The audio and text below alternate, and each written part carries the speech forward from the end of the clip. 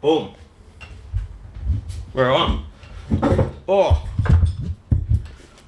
Fresh off of a flight from Perth. Adam. Is it Jacques? Fuck. There's a few different pronunciations. Jacques, generally. Jacques. Yeah, or Alright. Jacques, some people say. Jacques. Yeah. Jacques. I feel you can probably just take your pick. Take your pick. Yeah. So how do you like our little old Adelaide? Bro, it's got Perth vibes. It's Adelaide is just a smaller Perth. Yeah. I legit feel like it's basically the same thing. It is. Do you come here often? No, I've been here once before when I was like 16 or 17. Yeah. And not since.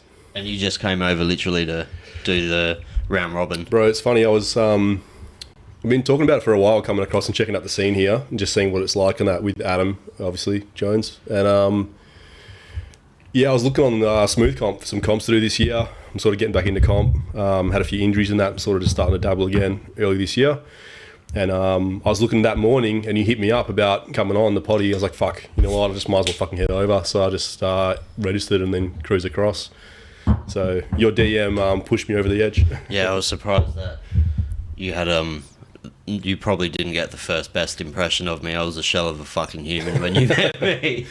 Bro, I feel like all you cunts were wrecked when I saw you. Apart Yeah. from Adam seemed like he was like half together. I don't know what got into Adam that weekend, but I could not keep up with that cunt at all. I don't know. Man, rumour has it he was best on field, eh? Like, He was BOG that week. I don't know how he was doing it. I was after the day after the UFC, I was in bed and I was fucking dying.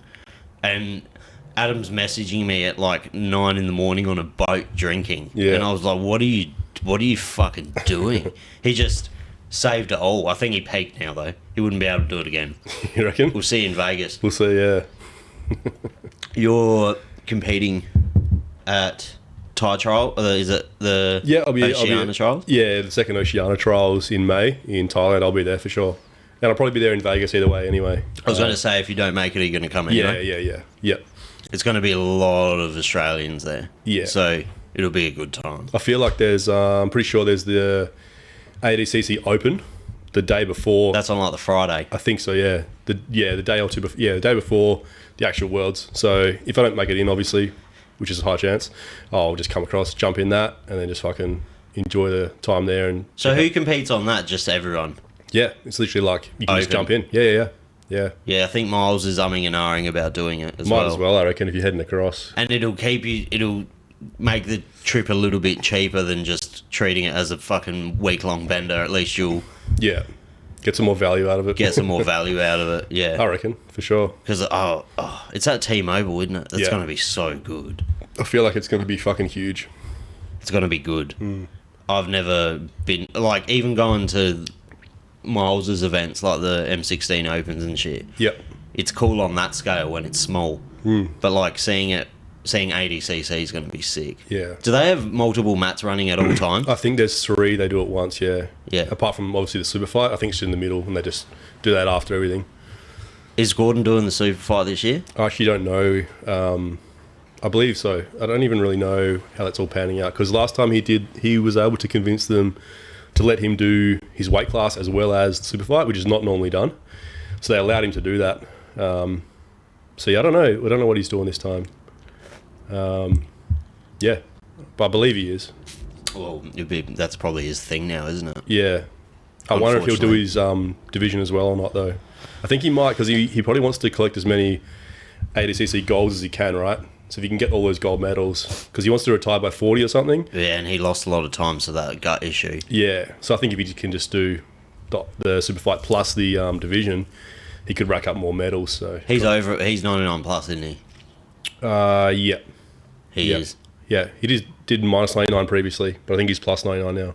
Is that Nicky Rod's division?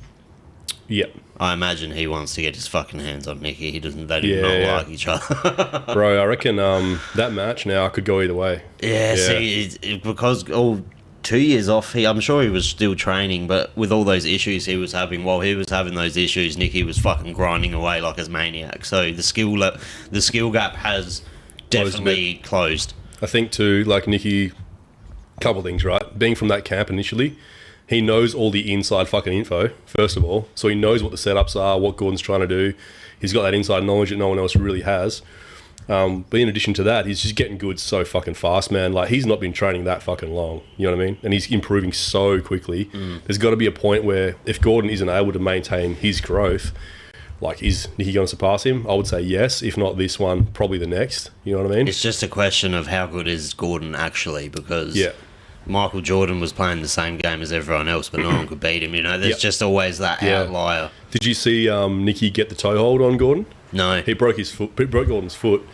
Gordon didn't tap, and Gordon was able to come out with the win in the end. But he got like fucking a ball hair away from submitting him. So like, it's got to be close. But Gordon will let you take a limb off before he taps. That's like when him and Craig went into overtime. Yeah, with the armbar DBI. And he put that fucking up. Yeah.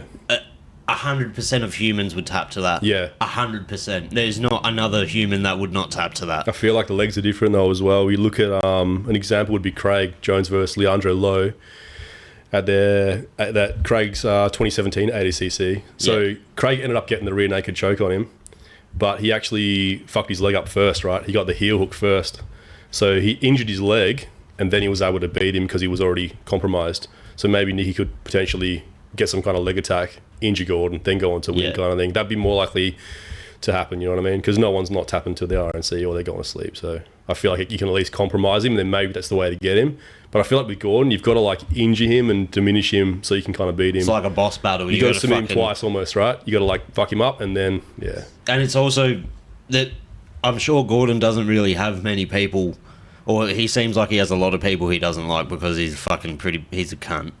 But like, and he's got like that arrogance about him. So there's a lot of people he doesn't like, but I guarantee he would not want to fucking lose to Nicky Rod. Like, he would not want to lose to him. And that's almost, it can go either way. That can benefit you or it can fuck you up. Yeah. One thing Craig was saying once to me about them is just like like Gordon in particular, he uses that sort of stuff as fuel. So he'll actually poke the bear just to create this controversy and like drama. So that gives him like ammo to make himself train hard. You know what I mean? So he's almost like picking these fights just to like fucking get himself to train hard kind of thing. Well, he doesn't want to lose. It works for some people, but for other people, it's the opposite. I would say most people it goes the other way. You make the moment bigger and bigger, and it's just added pressure. There's those people that thrive in that, like Prime Connor's the perfect example. Yeah. Pre-money, fame, drugs, Connor was just like he thrived. You've never seen anyone thrive in like pressure as much as that cunt ever. He wanted that. He even really like wanted Jones. Jones is someone who he will fight to the level of his opponent. So if you see him fighting. Like when he was on that tear when he was younger and he was full of fucking cocaine and he was just making horrible decisions, he was at his best. But because he was fighting the best people in the world, but then he comes back and the competition's lesser, like Reyes. Yeah, he doesn't bring. He's not bringing his A game because he doesn't feel like he needs to. He probably did like 1/3 the training he should have, and that's when he has the hardest fights. But if he's standing across from a kid, I don't even reckon the fight with Stipe is fair. I reckon he should fight Aspinall. Yeah, but I think he's going to murder Stipe. Yeah. I don't think but it looks better on his resume. Yeah. That's the thing about Jones. Like, you know, he's beaten so many top-tier guys and just like, I think you're right. Like, especially earlier in his career, he definitely probably gave it more due concern than nowadays. Certain guys, you know, like standing in front of you, probably thinking like, oh yeah, I got this guy. You know, I'm not going to worry too much about it. You know, remember when he fought Struve? Fuck, I don't even remember him fighting Struve. I think it was Struve. Was it?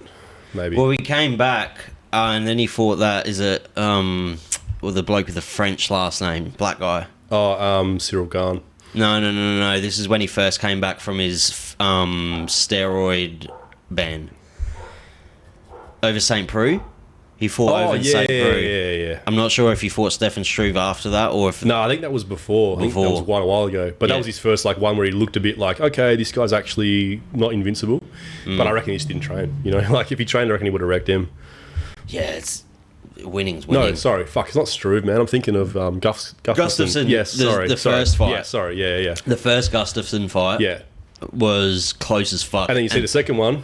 Where he mauled him. Yeah, so it just goes to show, he probably realised, like, oh, okay, I better actually train this time. Oh, cool, I fucked him up. Like, that's like the DC fight when he was just taking DC down and shit. Like, bro. That would have just... DC would have preferred to go out and just get knocked out. I feel like the same thing, right? Like, if I'm a jiu-jitsu, primarily jiu-jitsu dude, right? If I did an MMA fight and some dude like fucking was just sweeping me and taking my back, a striker, I'd be like, fuck, like, you know, like a striker as well, not a jiu-jitsu dude. Yeah, that would be like so demoralizing, right? And for a wrestler to be taken down, you just like an Olympic wrestler, an Olympic wrestler. Yeah, that's when you know. Oh, this guy has my number on every single fucking thing. If he's beating you at your strength, good luck, you're fucked, you know? That's the best kind of fighter. Someone who is like, okay, fuck you, I'm not gonna do it the easy way. I'm gonna beat you at your game. Yeah, 100%. Because I'm a psycho. Yes, yeah. That is Jones, bro. He's got so much composure as well. Like, even most people going to fight, I reckon you obviously are going to look for the weaknesses and the easy ways to win. I feel like Jones is just like, fucking YOLO, I'll do whatever, you know? He thinks I'm going to try to fucking strike him. I'm just going to take him down. You know what I mean? Like, or when he let Vitor break his fucking arm off and then beat the shit out of him afterwards. Yeah, bro. That's an armbar that most people would tap to. That was fucking deep, bro. That's the same thing. Like, fucking deep. It's just those certain people just won't tap. And it's the moment too, right? Like, for me, I would tap to 90% of armbars. But if I'm in the ADCC final, I'm not tapping to that shit. You know what I mean? So, yeah. So, like, same as the UFC. Like, you can't think...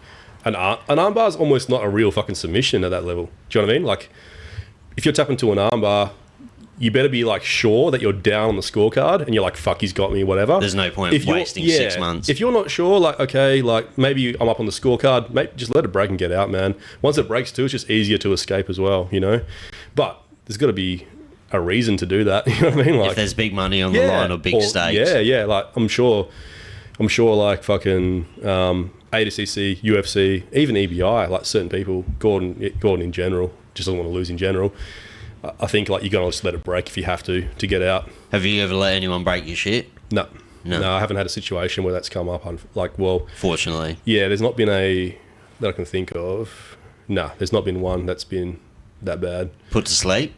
In training, but not in comp. No, same deal. It's like, well, fuck. Like, there's been a couple of times where I've been caught with an RNC, but I've been down on points. So it's like, well, like, what am I doing? You know, there's a minute left. He's got me. There's no point going out. Like, you know, if I was up though, I think it would change things. I've had situations where, like, I've fucking knees, bro.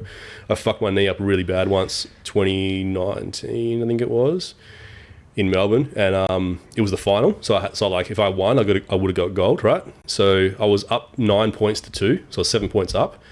There's a minute to go, and I catastrophically fucked my knee. This dude like jumped guard through the side of my knee, and like if you scream in jiu-jitsu, that's a tap. Is it? Yeah. So I was just like fucking gritting my teeth, and then the referee noticed I was like kind of fucked, and that sometimes if they see that you're like damaged, they'll call the medic over, and they give you a full 5 minutes, or up to 5 minutes. So what I just kept doing was I just kept like saying to the dude, like, oh yeah, I'm not sure. Oh, I think it's okay. Oh no, maybe not. So I got the full 5 minutes to recover, and then I just got my close guard and held the dude the rest of the match and won. But like, I've won like 3 matches ever by points. Every other match has been by submission. That's good. My points wins are very, very... Actually, no, I've won 4 matches ever by points. So my sub rate's like 97, 98% or something, you know. But that was one where like I just had to do that. What's your go-to? Submission-wise? Fuck, man, it really depends. But do you have one that you've obviously finished a lot more people with? A steamer locks, which is kind of like a... it's like a leg lock, pretty much. Yeah, steamer locks, straight ankle locks, knee bars, inside heel hooks, mostly leg shit. Yeah, but there's fucking playing dangerous games with that shit, eh? Yeah. I don't think I have it in me to break someone's leg. Yeah, I've fucked a few people up just because sometimes you have to. But I don't think I have it in me, eh? Like, to get... Even putting a heel hook on someone, like getting... I could never see myself just going past that point and just fucking destroying their leg. Problem is, bro, at the lower levels too, people just like don't know how fucking much trouble they're in. God. So they don't tap. They're just trying to fucking thrash out and spin and all that shit. And they're making Black belts worse. are like, fuck, you got me there, bro. I'm gonna tap now because I don't feel like fucking retiring. You know what I mean? Like, because that honestly is a career ender. Man, I've had some people like in my gym even that have done their ACL and a couple of them haven't come back. You know, it's just like. But because it fucking a solid heel hook's going to shatter your fucking ankle and your knee at the same time, really, isn't it? Man, it really depends. It comes on the hip, the ankle, or the knee. Usually you're attacking the knee, which is like where a lot of the like obviously vulnerable ligaments are. And just like some of those injuries, you're never the same, man. Like my knees are fucking cooked, but not just from leg attacks, but just in general.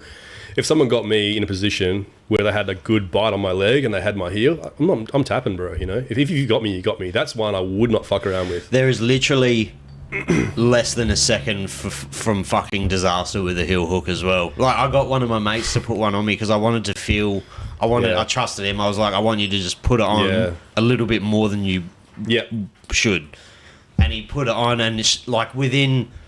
like not even a centimetre of him turning, you go from this doesn't hurt to my fucking knee's about to snap in half. Probably the grossest feeling is just like that ligament just stretching. Because that's what it is. You feel that ligament stretching in your knee, and then I'm sure if you just go past that, shit just breaks in half. Yep. Which is wild. It's crazy too, like people pop their knee and they're like, oh, like after the match, like, oh, I think it's okay, and they walk a little bit in that, and then the next day they cannot walk. That was like in that one in Melbourne. The next day I couldn't fucking walk. I was literally going back to Perth. I was dragging my fucking bag through the airport, like just hobbling home. It was fucked, man. But, you know. Where did you, what's the name of your gym? Matt Shark. Yeah. In what suburb in Perth? Forrestdale. Yeah. And it's going well? Yes, yeah. That's your full-time gig? Yes, yeah. We're the number one comp team right now. We won the last few comps. In Perth? Yeah. We finished the last few comps on top, which has been pretty cool. Gi and no gi? Yes, we do both, yeah. Predominantly no gi, but we do pretty fucking good in the gi as well. We got a few like pretty good gi guys. Do the points rack up? So do the points all combine together? No gi and gi? Yes. They do? Yeah. So just to give you perspective on it all, right, the scene, it's probably maybe similar here, I'm not sure. You've got like the AFBJJ, which is kind of like under the IBJJF, that side of things, the old school fucking old heads style of jiu-jitsu. There's a state title for that, but there's like 4 gyms that really do it. You know what I mean? Because most of them are all like Brazilian gyms or like more old school gyms. Traditional. Yeah. The new school gyms, actually most gyms in WA, they do a comp called SGT. And that's actually my original coach's out of Metcalf's tournament. It's called SGT. So he has like 10 mats in a big arena, and it's like today, round robin. You fight everyone in the division, and it's submission only. There's no points whatsoever. So if you win, you fucking won. You fought every guy, and you had to submit them to get there. So you know what I mean? If you're standing at the top of the podium, it's because you belong there. In the old school bracket format, like IBJJF, AFBJJ, you might get a bye first round. You might bypass the hard dudes. You might get one hard match at the very end, but you bypass 2 of the harder guys. So that sort of shit works in your favour. So that's when you get cunts that say they placed in a tournament, but there was no one in their bracket, and they just got it kind of given to them. The amount of fucking... at Worlds. First of all, I'll take my opportunity to call out every cunt that fucking does this, bro. They post like default medals, or they fucking go like, not my day today, next time, blah, blah, blah. It's like, the reality is, cunt, you lost every fucking match. Like, just say it for what it is, man. Like, I don't know what it is about these cunts, man. They just try to seem like they're something they're not. Jiu-jitsu definitely has the weirdest, like, just... politics and fucking the traditional jiu-jitsu heads are fucking so out of touch with reality, bro. It's definitely an overhang from Brazil. It's like gangs of fucking Rio. It's like fucking Perth, bro. Relax, you know, like it's just a thing, like, where they're very territorial, like very fucking us versus them and all that shit. I think that's dying off fucking fast as fuck, thank God, though. Like, it's like, don't you want the sport to do well? Like, if jiu-jitsu as a sport was still how it was 30 years ago, it would not be anywhere near as popular as it is now. I remember when I was... As soon as the gis came off, everyone fucking started fucking with jiu-jitsu because it was more accessible to people. It was more like UFC. Yes, more relatable. It was more relatable. And like... If you don't do gi, you can't watch gi. Jiu-jitsu is like one of the fastest growing sports in the world, I'd say. Yeah, for sure. Besides MMA... I would say jiu-jitsu. Jiu-jitsu is 100% one of the fastest growing sports in the world. It's so much more mainstream than it used to be. Bro, 15, 16 years ago, if you told some cunt you did Brazilian jiu-jitsu, they thought you were talking about capoeira, you know what I mean? Like, they had no fucking idea what you're talking about. They're like, that sounds exotic as fuck, bro. What are you talking about? Like, they thought you were the weirdest cunt ever, you know what I mean? Yeah. Now it's like so mainstream, you know, Brazilian jiu-jitsu, that everyone shit they do on the floor. Yeah. You know, they've got a mate who does it. They're fucking... brothers, sisters, uncles are fucking black belt. Like, every cunt knows what it is now. You can even see it in the UFC and shit. When you go to like if you're watching a UFC 15 years ago, as soon as the fight hit the ground, everyone would boo. Booing, yeah. Everyone would boo. But now you get these insane fucking scrambles from like these 125 pounders that are just going ham. And the average casual fan who doesn't even train can appreciate the scramble. They understand what's going on. They actually understand it, even if they don't train. Like, one of the best moments in UFC history will always be Brian Ortega sinking that fucking guillotine on it was guillotine? He sung a guillotine on mounted guillotine on Volk. And Volk just popped out and then beat the fuck, and then he slipped straight into a fucking triangle, and he just that was the most insane round in MMA. That's as exciting and as dramatic as any striking exchange. You know what I mean? That's better. But if you don't understand it, you're just like, okay, some cunt's on top, some cunt's doing this. But nowadays, everyone kind of gets it, you know? Wasn't the case back in the day. The only time I've ever screamed as loud as when Volk got out of that was when Leon knocked out Kamaru. Yeah. When Edwards knocked out Usman. Yeah. Because I was at the end of my bed, I was like, Leon's a dickhead, because I had money on him. Yeah. And I was like, Leon's just a fucking dickhead. He's just throwing the fight away. Yeah. And then as soon as Anik just said it fucking happened. Man, have you seen that? There's a clip. It's like a hype up clip of his coach like telling him in the corner. Bro, that's so sick. With the Rocky music in the background. Yeah, and he just comes back out there and fucking does it, bro. Does it. And he beat the fuck out of Colby. And I don't know who he's got next. I think he's going to fight Bilal Muhammad, but that's a shit fight. I reckon Leon's going to destroy him. But there's talks of him getting rid of 170. I don't know how real they are, because they've been toying with a 165-pound division for ages in the UFC. Yep. Apparently they want to implement a 165 and a 175-pound division and scrap 170. Right. Which I think is a fucking sick idea. Yeah. And then they get Chandler and Conor to open up 165 for the belt at UFC 300. That's the play. Yeah. Because they need a big fight for that. Yeah, for sure. That's is that what's getting said like right now? That's the that's the rumors that have been in the works for like 2 weeks, and I've seen it from a lot of sources. And it makes sense. I think they'd be stupid not to do it, because there's so many people. The 170 pounders can just not cut the extra 5 pounds. Yeah. And then you'll get people. The matchups would be insane. Yeah. Like, then it'd be, and then you get 165, which would be flooded with fucking weapons. And Conor's easiest, Chandler's the best fight for Conor. Yeah. To win. Yeah. Like, that's the only winnable fight for him. Which is what you fucking want if you're the UFC. His first triple champ. Yeah. It's huge. That's fucking massive. Yeah. And like, obviously just extremely marketable. Extremely marketable. So like, if that's your guy and you can get him some wins, man, fuck, like, you're going to bring so many eyeballs. If they can get Conor to be the first triple champ and open up the 160, there is not a bigger fight than that. It's going to generate like extreme hype. Yeah. With the casual fans, because the thing... Which is probably 2/3 of the fucking viewership, right? The biggest cards is when the casual fans buy the pay-per-views. Exactly. Like, it's not when diehards buy it. Because I buy every card, even if they're shit. Yeah. Like, but... Or stream it illegally, allegedly. I will be, because fucking KO's shit. Yeah. But it's like, it's getting those casual fans. And ADCC is starting to do that now too. I don't watch Jiu-Jitsu. I'm fucking heaps excited for ADCC. I heard something about that with Gordon. He was at some random shop or something, and someone started going, "Oh, you Gordon Ryan?" And he's like, yeah, talking to him or whatever. Where do you train? Like, "Oh, I don't," kind of thing. And he started to realize, oh fuck, people actually are watching this that don't even do Jiu-Jitsu. Craig's transcended Jiu-Jitsu. Oh yeah, Craig's way bigger than Jiu-Jitsu, especially in Oz, but yeah, in general. His social media, he has the best Instagram page on fucking the internet. Smart dude, man. Very smart dude. He's so funny. Yeah. He's fucking bullshit funny. He's actually like, I don't think people realise with Craig, because he's such a fucking laid back character, how intelligent he is. He was at my place 2016 or 17. I got him out to do a seminar at Matt Shark way back in the day. And I'm just chatting to the guy, right? 2017. Yeah. Got him out to do a seminar. Back then he was that's when he was active. He had just beaten Leandro, I think. Oh, that was ADCC, yeah, that's right. But yeah, going back before that, I think it was still 2017, early 2017, I ran a big tournament in Perth, the first of its kind, like a big fight show.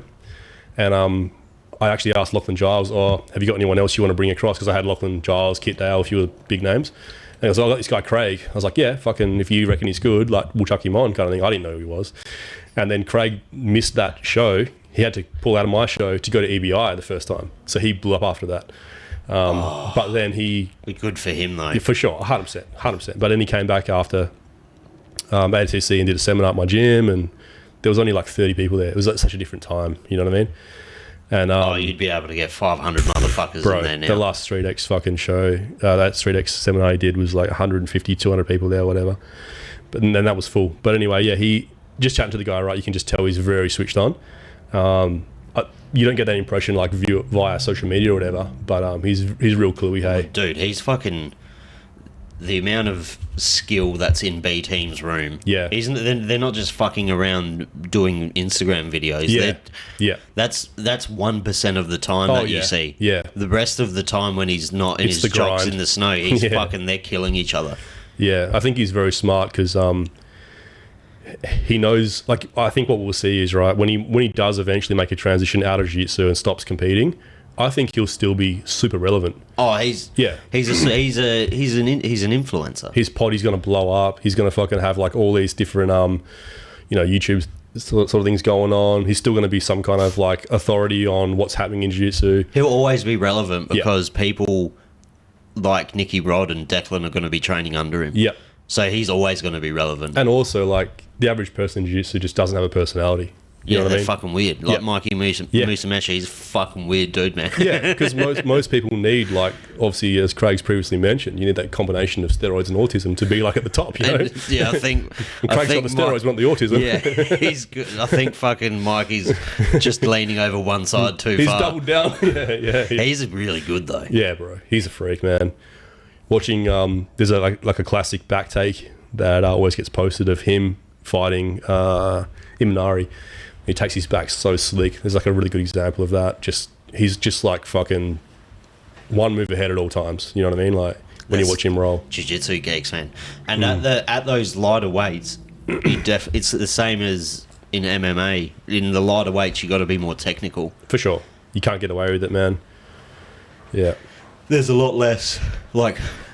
I imagine in your weight divisions, there's a lot of almost exploding out of things that can work to a certain point until it doesn't. Yep. But at a certain level, you can definitely bring strength out of a lot of things. Strength is I would say, it's not the best asset. It's a good defensive asset, but you get tired, right? It's a good defensive asset initially. You might help you get out of like a mount position or maybe even an armbar. You can just fucking spaz your way out sometimes. It's a good last-ditch effort, you know what I mean?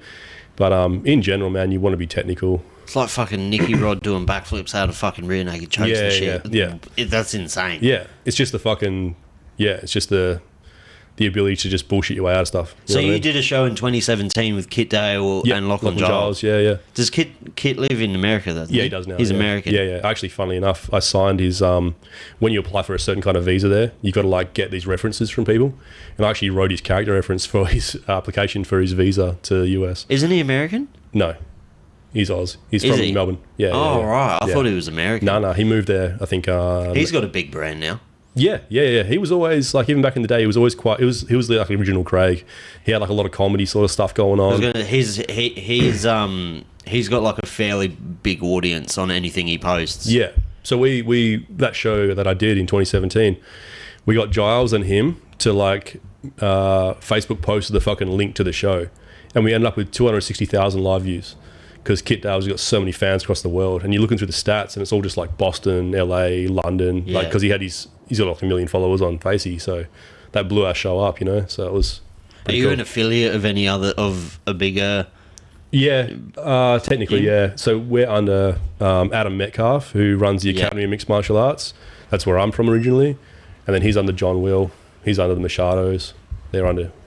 Hickson. Jiu-jitsu lineages are fucking wild, eh? Yeah. So like, you just trace it back, and it all traces back to Gracie or Machado. Yeah. Really, that's only the only two, isn't it? Well, the Machados are the cousins of the Gracie, so even them, it's still Gracie, you know. Yeah. But like, it doesn't fucking matter, really, you know. Old school traditional people really care about that shit. Yeah. It's like fucking bikey colours to them. Yeah. Do you have a lot of like? I know now it would be the same everywhere in the world, that just gym beefs, just people that just won't participate in events because other gyms are going to be there. Or man, I feel like it's not too bad. Like there's definitely gyms that do certain comps and not others than that, but there's no obvious direct gym versus gym type shit going on, really. I think Perth's not too bad. For the most part, everyone's pretty chill with each other. When did you start your gym? My gym? 7 years ago, 7.5 years ago. 7.5? Yep. So like 2016? Yep. Yeah. Toward the end, middle of 2016 actually, yeah. Yep. Yeah, right. Yeah. And when, was it just like a passion project at the start? Yes, yeah. And then it was like, oh fuck, I can actually do this full time? That was always the plan, right? That was? Yeah, so 2014 I wrote the business plan for it. And basically the idea was I'll like sublease a space, so I'm paying like way cheaper rent, get some mats, throw them down, pick them up every time, whatever, build the student base up till it's at a point where I can move.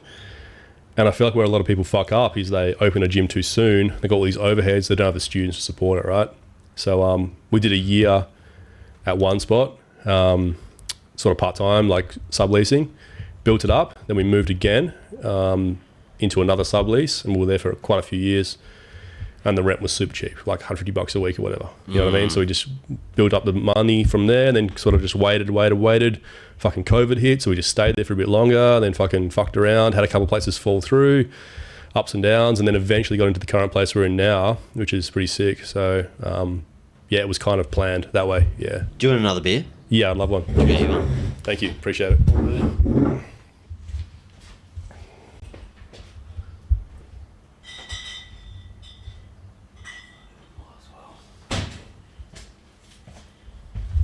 Cheers, man. Thank you. How bad did COVID fuck you? It was alright, man, because like I said, we had a sublease, right?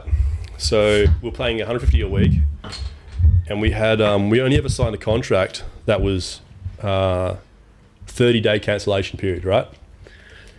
So we didn't know where things were going. So we told the dude, like, hey man, look, this is fucked, we're getting shut down, we don't know how long for. We don't want to be charged for this period, like cancel us down or put us on pause. So he paused us for the entire period. So that was like super handy. So we had like almost no financial strain over that time. So it worked out super good. And then we just trained in the garage. Fuck yeah. Yeah, because Perth's lockdowns were pretty hectic, eh? Yeah. McGowan was like very trigger happy on the lockdowns. I think he liked the power.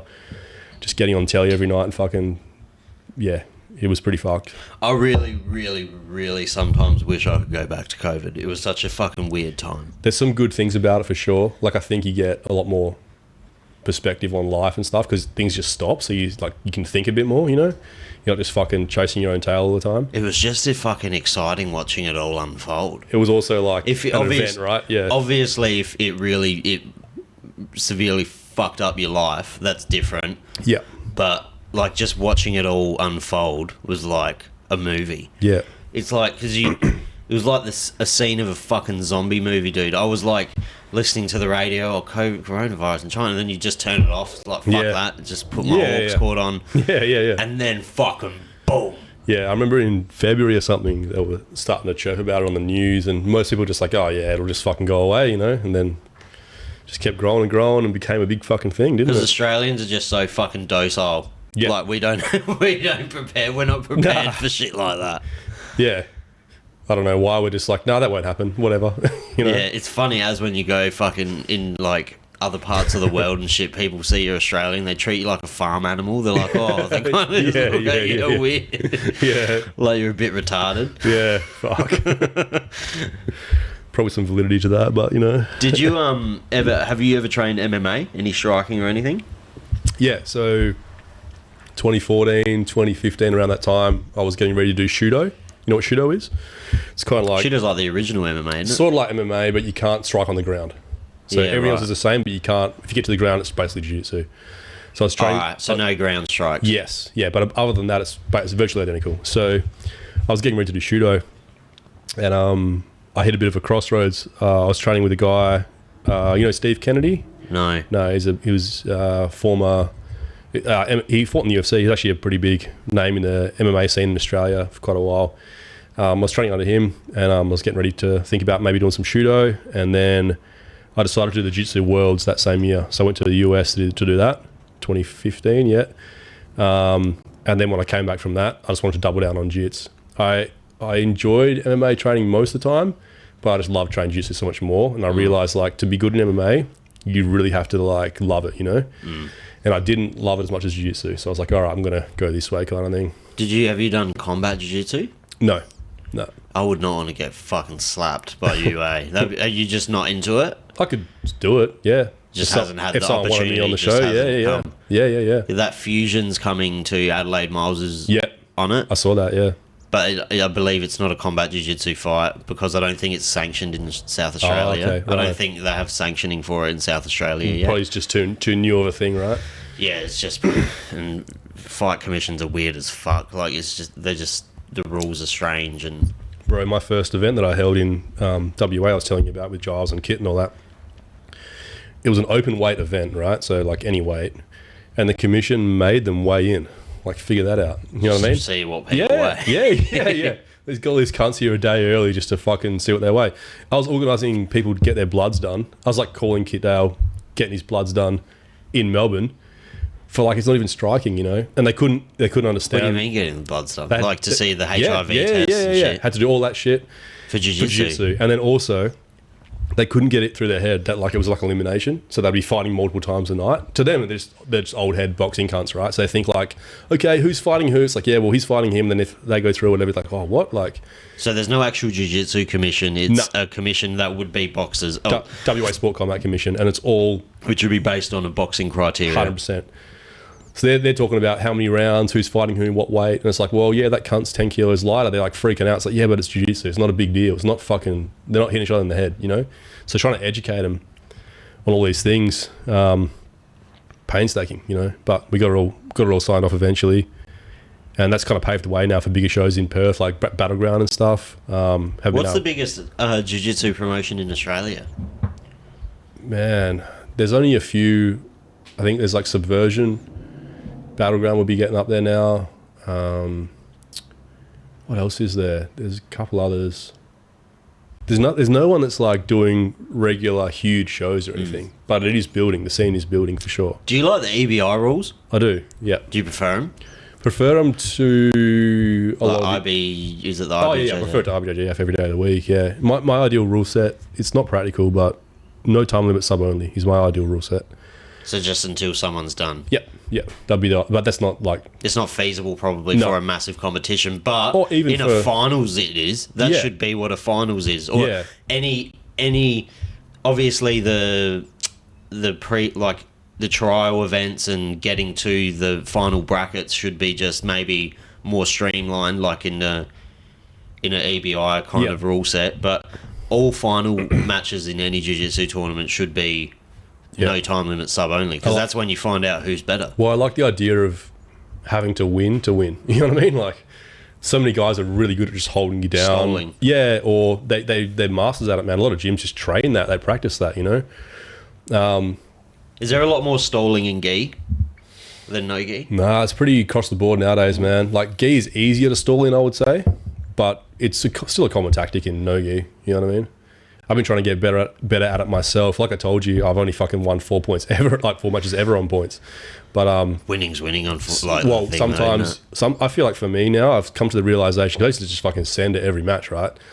Which causes like awesome highlights and that, and I've beaten some good dudes and shit, which is cool. But at the same time, you lose to guys you shouldn't lose to sometimes because you're just too reckless, you know? And I think the reason I try and score now at the start of the match is not to stall, but I want to score, so I have an insurance policy about like to avoid getting stalled out on. You know what I mean? If I score the first 2 or 4 or 5 points, now it's harder for that guy to score and hold me because he's not going to be up now. Do you know what I mean? So he's got to take chances, and he actually has to fight me now, and now I can submit him. So it's almost getting ahead at the start, so then fucking make a mistake. Yeah, just so they have to engage. Otherwise, if you score 2 points on me and you're on top, you're not incentivized to do fuck all. You know, like You're incentivized to sit there, not get leg locked, be heavy, and look at the clock until the fucking time runs out. You know? See, that's the only thing that shits me with jiu-jitsu, because a lot of matches do end up being just stalling matches, and it's really not aesthetically pleasing to watch. So how do we fix it? You know, that's the biggest thing. And for me, sub only, no time limit, there's no incentive to stall. Well, there should even be stalling penalties. There is there? There's so many ways around that too, though. There's guys that are clever. Just active enough. Yeah. I got people that, you know, obviously I got students. A good example is one of my students, Rachel. She won Pan Packs last year, big comp. And she was getting stalling penalties when she wasn't stalling. Like, she was just trying to progress, and she wasn't able to fucking let go of side control. You know, she was holding on. The chick was trying to get out, just holding side control for a few seconds before she could get up to knee right or something. And the ref's giving out fucking stalling penalties, you know. Then you watch the next match, and then someone else is fucking just hanging on for dear life, and there's no penalty at all. Yeah. So there's just too much grey area for me, man. Well, it's the same as MMA. It's like the stand-up rule. Yeah. Like when people are stalling on the ground, it's like, how do you... You just decide. Like, you know? It's to your discretion. Yeah. Some refs will fucking pull the trigger immediately and it won't be the right call, and someone will just let them lay there for 10... with MMA, it's hard. Like, if you want to be true to like the fight, you got to just let it pan out. Yeah. But if someone's just laying there and it's fucking, but now you're allowed to. They're gonna bring it in that you're allowed to knee it down the fucking opponent, which is good. I think it'll change things a lot. I think a lot of people are gonna not like that rule. And holding side control and throwing knees is like one of the strongest positions. Well, actually, if it's more so, you're not allowed to knee them. If they got a whole limb down like that, right? Like so now you can't go like that. There's no 3 points. 3 points contact rule. So okay. Now if someone's got their one hand, you can just fucking knee them in the head, which I love. I was gonna say, bro, because you remember. But I think if your hand's down like that, or your leg, you're down. You're down. Yeah. Okay. Because you remember Ian the Machine Freely? Yes. Yeah, that dude used to just fucking hammer in knees from side control. And end so many fights. Yeah, but it's such a grey area. Like, of course there's going to be illegal knees if someone's, like, baiting it. Yeah. Like, it's stupid. Yeah. It's just a dumb rule. It's just, it's too hard to fucking, is he there, is he not? It's like the 12 to 6 elbow rule. Yeah. How is that where you draw the fucking line? Yeah. That was 11 fucking 45, bro. It's such a weird, like, as if that's more dangerous. No. Than a 200-pound man jumping and fucking punching you in the head while you're down. Yeah, it's kind of silly, for sure. Do you watch any other sports? Basketball a little bit, but not so much nowadays. Mostly just... Other sports just don't hit the same when you're used to combat sport. Mostly just jiu-jitsu and MMA. Yeah. Do people watch football in Perth? Yes. They do watch footy in Perth? Yeah. You're right. I used to live in Sydney and no one watched football there. Man, on that side of the country, no one gives a fuck, bro. They just watch rugby. Rugby. Yeah. Rugby is a good sport. Big time. They just watch rugby. What's the go here? Footy. Yeah. And do you know what? Adelaide's a big fight state. Yeah. Like, pubs, whenever there's a big fight on, pubs are fucking loaded with people. Because, there's no rugby here, so it's pretty much footy, and the fighting culture's pretty big here. Yep. But just big promotions don't come here, like Hex and Eternal. I think there was some fucking fuckery last time they came. In what way? Oh, it's just fucking he said, she said bullshit with equipment and this. It's just all rumours you hear. Yeah. But Eternal haven't been here since, I believe Miles was the last card. Yep. Miles was the last Eternal card at the basketball arena here. It was fucking sick too. Yeah. He won the chip there, hey? No, he lost that fight. Oh, he lost it. He lost that fight. I believe it was against Jesse. I'm going to fucking butcher. I don't know if it was against Jesse Medina. Do you know who that is? No. Jesse Medina. I believe it was Jesse Medina. He lost the fight, though, but that was his last MMA fight. Then he did his boxing debut and retirement fight like 4 months ago. Yep. And won that. Sick. Another big night. Miles is a good dude, hey? Miles is... He's fucking... He does a lot for the sport in Adelaide. Yep. That people don't see. Yep. But it's also getting people from other gyms and shit to... Support it. Get behind it. Yeah. Because fucking fighting's one of those things where people just don't like to see other people doing well for some reason. In a lot of cases. Political, yeah. Yeah, it's just too much politics in it. Miles does have like a really good network. There is a really good network of gyms in Adelaide that all fucking get behind each other. Like Hughes was there today. Yeah. Conway was there today. Yeah. And they're fucking probably the best gyms in Adelaide jiu-jitsu wise. Yeah. I'd say. Besides like M16. There's some fucking really good jiu-jitsu practitioners here, dude. Yeah. You never hear it, but... I don't know. Do you hear much about Adelaide scene in Perth? A little bit, yeah. You do? Yeah. Is it like a respected scene? Yeah, I'd say so, yeah. Yeah. It's just not as big as Melbourne and Sydney and shit. Everyone still knows, like, M16. Yeah. Well, Miles is like a pioneer of MMA in Australia. Yeah. He's one of the OGs. Mm-hmm. There's fucking a few of them in Adelaide. Yep. There's that Kim Robinson, who Miles used to train for. Yep. Maniac. Yep. Still could probably go in a cage and beat the fuck out of someone easily. But Perth, I feel like in Perth, because you have so many more people, you have bigger names and more gyms and more of a culture there for it. Yeah, it's definitely the scene now in Perth's huge. There's so many gyms opening up now. Doesn't Jake Della live in Perth? Yeah. Della's from Perth, yeah. What gym does he train at? Scrappy MMA, yeah. Do you ever train with any of them boys? Did anyone? No, not really. No. They're obviously more MMA based. Yeah. The only really guy that really gets around there is Pablo. Pablo is the jiu-jitsu coach there. Yeah. He goes over mats and shit like that and competes a lot. So I see him a fair bit in the scene. Who else lives in Perth? Folks from Wollongong. I think Della's in Wollongong at the moment training with Izzy and Craig. Yep. At the moment. Yeah. So Craig's schedule's fucking wild. He was just in like Kyrgyzstan 2 days ago. I'd love to see that cunt's passport. The cunt loves flying, bro. He loves it. Jeffrey Epstein's Island. Yeah. And then Yeah. Thailand. Yeah. That Thailand video was fucking so funny. Bro. I don't know how much money he spent on all those ladyboys. But I imagine it wasn't cheap to hire them all. It might have been.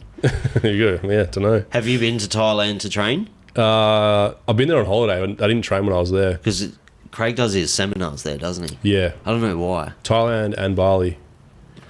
Probably because it's more central, I guess, for other countries to travel to. It's cheap. I think... I could be talking out my ass here, but I think Bangtao, he does Bangtao in Thailand, right? And I think Volk owns that. Owns that gym, yeah. Volk owns fucking Engage, doesn't he, as well? I think it's Ash something, hey? But he's involved somehow. Volk and Izzy, I believe, are like part owners. They must be, or yeah. Eugene, maybe? The guy, Ash something, I forget his name, who actually owns it, but I think he met all those guys in Thailand way back when.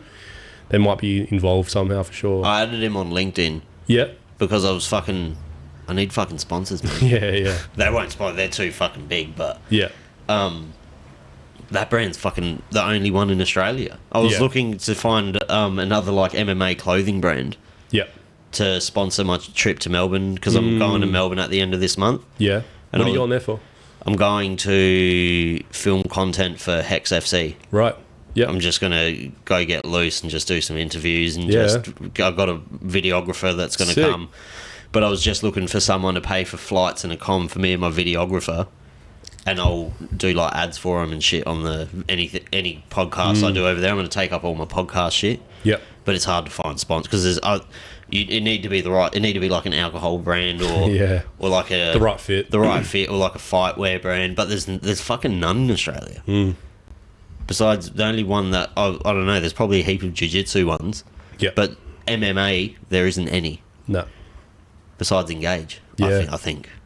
There's a shitload of jiu-jitsu brands in Australia. There's fucking heaps, bro. What do you wear? Whatever. That Hooks is pretty big, isn't it? Hooks is big, yeah. Are you sponsored by anyone? No, no sponsors at all nowadays. Just do my own shit, yeah. So what's this I hear about all your girlfriends? Fuck. What about them? I don't know. Adam Jones was telling the story. Oh, I don't know, bro. Just Perth dating scene, I think, in general. Really? Yeah. Is it a vibe over there? Well, yes and no. Yes and no? Yeah. It's a interesting vibe. There's a lot of attractive people in fucking Perth. Yeah, I'll give you that, man. There's some good chicks there and fucking stuff. Dudes, everyone's fucking hot. Everyone's jacked over there. Yeah, I mean, this, I did not fit in at Volk's after party. I was the fucking smallest person there. Were you? Oh, it was fucked. Everyone just looked like a professional athlete. Is this where you fucking saw Eugene and you were like fucking finger banging? Yeah, I was finger banging him. I was sculling drinks with Malarkey. This dude's girlfriend choked me unconscious. This Olympic swimmer. I don't know who she is. I don't know how we ended up all together. We were like going with that. What's his actual name? Gucci Smoothie's name. Oh, fuck, what is his name? Oh, having a blank here. Daniel Bradshaw. Yeah. We were with him and then we were club hopping after, and this girl was talking about how she doesn't think she'd be able to choke anyone unconscious, and I was like, oh, you can choke me out. After the skinny incident, you're like, oh, well. Yeah, just choke me out. It doesn't feel that bad. It's kind of nice. Yeah, it's a fucking relief. It's kind of nice. But yeah, she's fucking flat. It's actually unbelievable how quick you can get put out. Yeah. If you let it happen. Oh, yeah. Like, if you let it happen, it's probably like 3 seconds between you, 3 to 5 seconds it takes. Man, even someone good, even if you don't fucking let them, like, it's not going to take long, man. And some people, it's... For people who've never done jiu-jitsu or been choked out, it's so weird how different strong jiu-jitsu people are. Bro. Like the squeeze strength, you wouldn't think it's like a thing. I always forget about that, but yeah, it's super true. The squeeze strength is fucking... like, your squeeze strength with your size would be insane. Even just the wiry, like, feeling people have. I got into a fight once a couple of years ago at a party, and I was like, ended up in this fucking grappling exchange with this guy, and I was like, is this dude trying? He felt so fucking weak, you know. He was a big guy, but he's just fucking weak as fuck because he doesn't obviously train, and every day of the week you're just grappling these fucking monsters. You just get used to it. It's like, it just feels like a fucking pool noodle, you know, and you just almost just like tilt them and they just fucking fall over and shit. No balance, no center of gravity. That's like Jeremy Skinner. His arms are like fucking actual knives. Yeah. Like because he's got no fat on him either. His arms feel like razor blades. Yeah, it's like a cutting pain. Yeah. It was actually painful getting choked out by him. More like guillotine type pressure, like that cutting sort of feeling. Yeah. It fucking sucks. What's your least favourite thing to get caught in? Oh man, in what way? Like The cranks? Yeah, I mean, I don't know, bro. Like those cranks where they don't look... Like when you get the rear naked and it's kind of on your chin. Yeah. That's more of a pain thing more than anything, isn't it, though? Yeah, like most sort of uncomfortable shit is like that sort of stuff. When you're like a body triangle and some cunt's got your fucking face and they haven't got the choke but they've got your head. Or... But tapping to that's a bit bitch. Yeah, I wouldn't tap to it. You know, it gets to a point where if they're on the chin low enough, you kind of have this ultimatum of like, do I move my chin and get choked or do I just tap now kind of thing? So in training, maybe. In comp, it's like, I'd rather not tap to it. Sometimes you just fucking have to, you know what I mean? If it's a real clean choke, you can kind of just, you can be happier with giving it to them. If you're just tapping because you're uncomfortable, it's never a good feeling, you know what I mean? And you see a lot of people, a lot of that happens in like MMA because they're fucking exhausted from getting punched. And like, it's so hard with gloves on, man, to get like a nice choke, you know what I mean? It's so hard to get in there. So I think just like if you get anywhere on the head, fucking blow the eyebrows, you're just going to squeeze the fuck out of their head. And, you know, it's valid still. You know, back in the day, people in jiu-jitsu, you know, when I was like a blue belt and shit, you'd get their back and they would just like tuck their chin in like this, you know. It's not really a fucking, like, it's not a valid defense, you know. Like, I can just still go over your face or over your jaw. So it's kind of good, you know. Do you reckon you'd have to switch up your game if you did combat jiu-jitsu? Because the leg lock's as prominent in combat jiu-jitsu as they are in jiu-jitsu. I would say it's more dangerous, potentially, just because you're more vulnerable on bottom. Because I don't even remember the last leg lock in the UFC. I couldn't even tell you. It's probably Ryan Hall. Yeah, and there's... Like BJ Penn. There's another dude, a purple belt, brown belt dude from Argentina who's really good at him as well. He's got like 3 knee bars on his record. You just have to sink him in really fucking quick. Yeah, Josimar Filares as well. Another one. There's not that many though, right? Ryan Hall, obviously, yeah. Ryan Hall's like that Imanari roll. Imanari roll fucking to back 50. Yeah, was insane. Yeah, that's his go-to as well. That's insane. He's done that a few times in MMA. Yeah, it's different, man, for sure. If you're on bottom doing that shit, you're committing your whole body to one leg. They've got fucking 2 pretty good weapons to throw down at you. So it's definitely a coin flip. Did you see... I think Craig uploaded it today. He's rolling... Is it Rodolfo Vieira? I thought... What did I see? I saw him post something like that. I thought he had fucking like tumours. I don't know if it was Rodolfo. A quick look here. Yeah, just suss it out. Because he did post today. I just was looking briefly before I picked you up. It's Rafael Lovato. Oh, Rafael Lovato. Yeah, that's the fucking one. Yeah. He had like tumours. Metastases in his head, yeah. Because he was the champ at Bellator, yeah. Yeah, Bellator champ, yeah. He's super good. He's really good at jiu-jitsu. He's a freak. Yeah. He looks like... I'm thinking of Rodolfo Vieira from... he didn't have a good run in the UFC. I don't even know if he's still in the UFC. Nah, he was a jiu-jitsu fucking beast, though, in the gi, but... Oh, he's fucking... I don't know how he was passing those USADA tests. Fuck. Bro, I've seen that cunt in person, Vieira. He's like a fucking cloud, man. He's just like fucking like out of here. He's back. He doesn't look fucking normal, bro. What's his fucking name that Craig rolled? That was the absolute unit. That was Pilares. Yeah. Hosima Pilares or Pilares, whatever. Is that the one that would just hold on to leg locks? Yeah. They kicked him out because he just kept fucking reaping shit on and just like keeping it. Probably the worst person you want to grab your fucking leg. I heard a story about him, and like in the training room, he does that to everyone in training, apart from his brother. But everyone else, he just fucks them up. And the story goes that in an early MMA fight, he got someone and he let go too early because the guy tapped, but the ref didn't say stop or something. And he let go too early, and the guy ended up winning. So after that, since then, he just fucking holds it until you fucking pull him off, you know? No, but there's videos of him like fucking holding it with the ref's trying to fucking pry him off. It's like when your dog gets fucking something in its mouth and you're just like trying to fucking pull it off. He is obscenely large. So him and Craig were supposed to fight at a certain weight, right? And this cunt just didn't cut any weight, and he came in massively overweight, and he was huge. And they figured it out somehow. Paid Craig more, or they cut his purse or whatever. And he was like way overweight, and he just comes out with this like rash guard. He's like cut the sleeves off it, and he's just fucking massive. There's a photo where he looks photoshopped, fucking huge, and that's what they told Craig. Like, oh no, I think it's like the angle of the camera or whatever. And he rocks up and he's just fucking massive. It's like he's agreed to a certain weight, and he's just bulked since that point and just come in massive. Craig's heaps bigger than I thought he was. Yeah. Craig's fucking massive. Yeah. He doesn't on Instagram and shit. You can obviously tell he's jacked. Yeah. But he's huge. Yeah.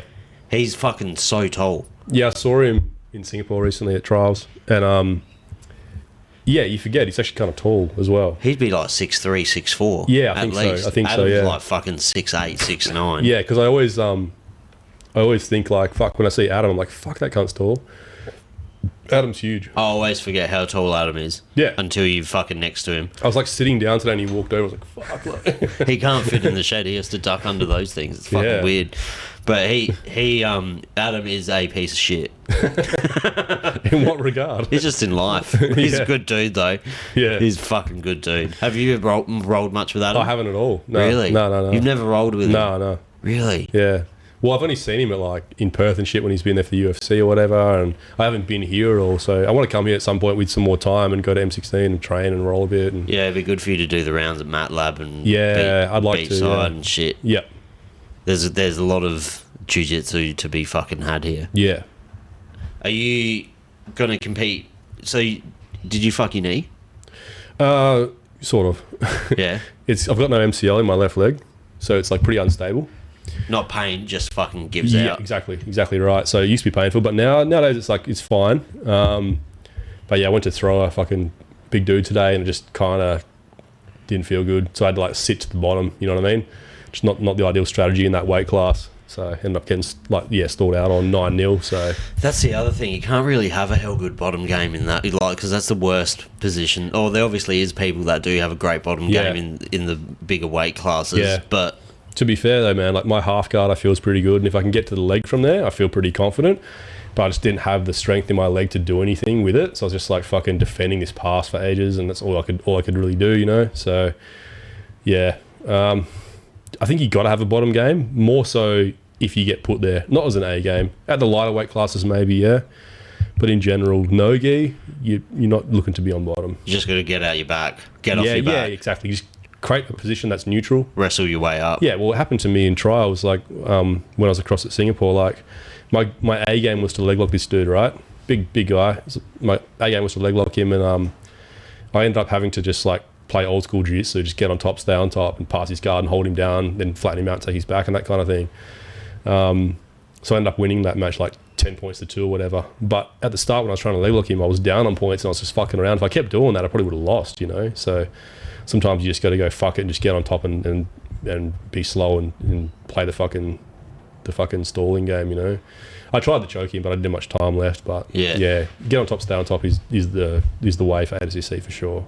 Yeah, and fuck, it would be a whole different game at ADCC because the amount of there'll be never again. There will be more eyes on you at like one time. So the stress factor would never really come into play. Would be times by 10 at ADCC. So you got to take that into account too. And I think you're at that point where if you're at ADCC, the only goal you have is winning. That's it. There's no fucking... Because a lot of comps I do, right? My students will tell you this. Like, I'll go there to practice a certain skill or work on a certain new thing I'm working on or try a different strategy or whatever. ADCC, you're not going there to fucking learn new shit. You're going there to fucking win the match, right? So you're going to do whatever it takes. Like, if it takes you holding some guy down, that's what you got to do, you know? They do it every 2 years? 2 years, yeah. Yeah. And it's always in Vegas? It has been the last couple, I think. Yeah, usually they moved around traditionally. I think prior to that they were in Brazil, China. I think they were in somewhere else in maybe Kazakhstan or something. Do you reckon they'd ever do one in Oz? Unlikely, I would say. I think now, especially with the size it's getting, I think it's just too far. I think away. America becomes the mecca after a while. Things get a certain size, and America becomes the mecca. You know, Vegas is. Well, for fight sports, there's probably no bigger spot in the world than Vegas. What's going to make you the most money is probably 20,000 people in attendance, which you're not going to get in Australia. You will get that at Vegas. You don't reckon? For ADCC, maybe not. Yeah, for ADCC, probably not, because a lot of people won't fly to Australia. No. Whereas Vegas, I feel like it's a very transient sort of population. People will come in from LA, people will come in from other parts of the country, people will come in from fucking Australia, like us cunts, you know? Like, I don't think some average person's going to fly from, you know... Well, we see it as a holiday as well. Yeah. Have you been to Vegas? Yes. You have? Yeah. Is that where the tournament you went to was? Worlds was in Long Beach, California, but I've been to Vegas as well, like a few days after that. Just a party? Or? Yeah. Is it good? Yeah, it was all right. Like, you get over it, for sure. Yeah. Three days is the fucking max, man. Like, after that, you're like fucking burnt out. Yeah, it's a really hard trip to save money for. In what way? Because it's like, fuck, it all comes down to how much money you're going to lose. Yeah. Gambling. Yeah. That's... Yeah. Or how much you're going to win. Like, it just comes down to that. Yeah. So how much are you going to gamble? And I'm going to fucking lose a lot of money. But I've got a game plan. I'm going to lose it all on the first day. I'm going to go there on the first day. I'm going to have a set amount of money that I'm willing to lose. Yeah. And I'm just going to fucking try and either double it or just not go back. My first night there, I won $200, and after that, I was like, all right, I'm out. But, you know, depending on your various levels of degeneracy, you got to fucking factor that in, I suppose, yeah.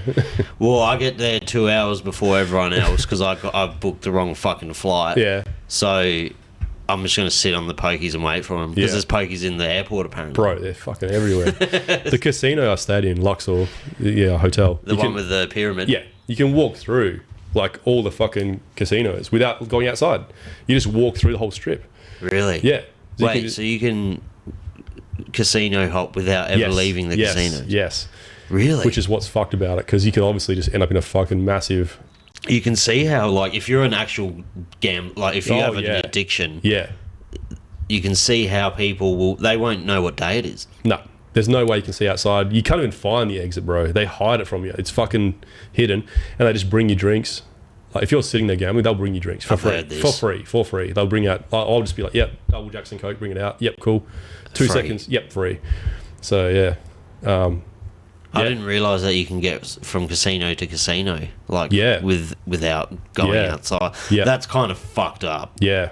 But people know why they go to Vegas. Like, they obviously know. You didn't fly by mistake. Yeah. But I'm not a big gambler, but yeah, I did a little bit while I was there, and then I got up and I was like, all right, you know what, I'm good. And then even drinks, man. Drinks are cheap as fuck there. Americans stress me out that way. In what regard? Just the fucking maniacs. Like, they just stress me out. I don't want someone to have a bad day and fucking shoot me. Yeah. Like, that can happen over there. Yeah, fuck. I mean, it's a reality you can't get, I don't feel like I would be able to get as loose as I was in Perth in Vegas, because no. I would be stressing. Fucking stress out that I would say the wrong thing to the wrong person on the wrong day, and they would just shoot me. Yeah. At least in Australia, you just cop good hiding. Yeah. But Worst you case, live. yeah. Worst case. Yeah. You might get stabbed if you're in Perth. Yeah. Northbridge. Yeah, if you're or in Rocco. Is fucking Northbridge it is that bad, isn't it? It's got a rep, bro, like for sure. Where did we go? I think we went to Pirate Life. Where's that? I don't really know. I think it was in Scarborough. I don't know. Oh, yeah. Yeah. Yep. Miles knocked my tooth out there. Really? Yeah, the How? first day. We did a slap fight. I heard this, yeah. Yeah, we did a slap fight, and I really thought he wasn't going to hurt that much. And he moved, so I won the fight because he got fouled. Yeah. But then I took it like a man, and he definitely knocked me out for 1 second. Fuck. Like, I was definitely knocked out on my feet. Shit. And then I was like, drinking my beer, and I was like, huh. And I fucking just spat something out, and I was like, that's half my fucking tooth. Yeah. Not even 9 hours into the He would know how to turn into it properly too. Those slap fights are fucking insane. Bro. That's the whole sport now is blowing up too. It fucking hurts. Like, it's way worse than a punch. Yeah. Look, a punch square to the face is worse. Yeah. But like to the side though, maybe. To the side, I swear a slap's because there's more surface area. Yeah. It's just fucking getting you. Just collecting your head more. He knocked me the fuck out. Adam Jones caught me. Fuck. Can I piss real quick? Yeah. All good. Cheers, bro.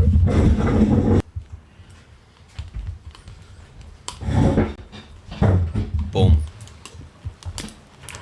So what spurred this on then? What spurred this this slap battle with Miles? It was fucking Piss. It was dude, my first 20 minutes in Perth, I got the Uber to, we were like 5 minutes out of the CBD. Yeah. Our hotel was, and you would think that the area would be nice because it's so close to the CBD. Yeah. We get there. Is this like Belmont? Yeah, I think so. Yeah. Super random area. But it's in the CBD, and it's like you'd think it would be like a fucking nice area. So we're like, all right, we put our bags down. We go for a walk to go get a drink from the fucking bottle-o. And we're walking, and I'm like, oh, this is like housing trust, eh? Yeah. Like, this is fucking housing trust. Like, this is ghetto as fuck. And then we get to the bottle shop, and they're like, oh, it has padlocks on it. And I was like, what the fuck? He's like, yeah, you see those guys outside? They're going to just walk in and rob the place. Yeah. Like, now. And so you have to tell us what you want. And fucking I grabbed it, and then, these group of dudes just walk in and just get what they want, and they just walk out. And I was like, oh, this is fucking wild. And then we got absolutely fucking paro. Went to the casino. I didn't realise Perth pokies were fucking weird as. The pokies in Perth don't spin. What the fuck? I've never played pokies in Perth. I've actually only done only really hit up roulette and stuff like that. So I wouldn't know. So in Perth, they're pokies. Well, what do they do if they don't spin? They just pop up. Oh, right. Like the symbols. I think it's to stop crackheads from like coming because crackheads love watching it spin. They're just there for the spin. Yeah, they like the spin. But I didn't realise that Perth pokies went up to like insane numbers. So I lost like $300 in 2 spins. Fuck. Because I didn't realise that you could do $150 spins there. At a time, yeah. At a time. Yeah. And I was like, oh, so my gambling... So I'm done. So I'm done now. Yeah. After 2 fucking spins. But then I think we went to Pirate Life, which was nice. I think it was in Scarborough. There's some nice bits in Perth. Yep. There is some nice bits in Perth. Yep. The food's nice. Scarbs is good. Definitely worthwhile.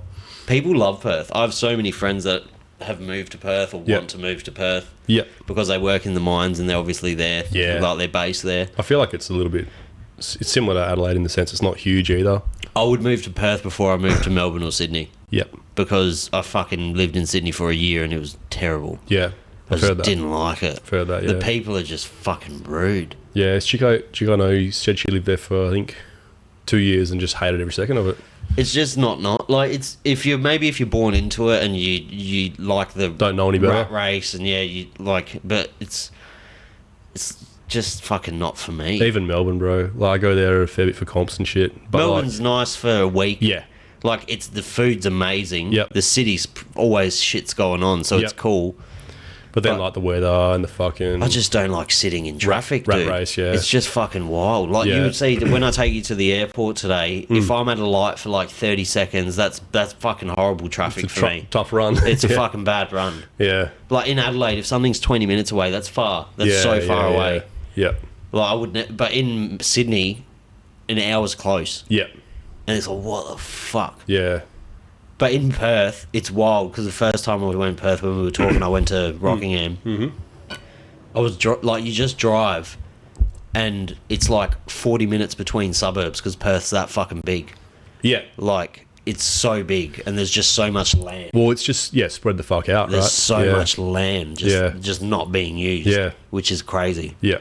But is Perth's countryside nice? Perth's countryside. As you get further out to the edges, yeah. You need to hit up the southwest, man. So if you go over again, go down to like Margaret River, that sort of area. You know how you were talking about like the wine sort of area here? It's way fucking further away. It's like 3 hours drive or something, but it's fucking sick. It's like the best beaches in the fucking world, like literally best in the world.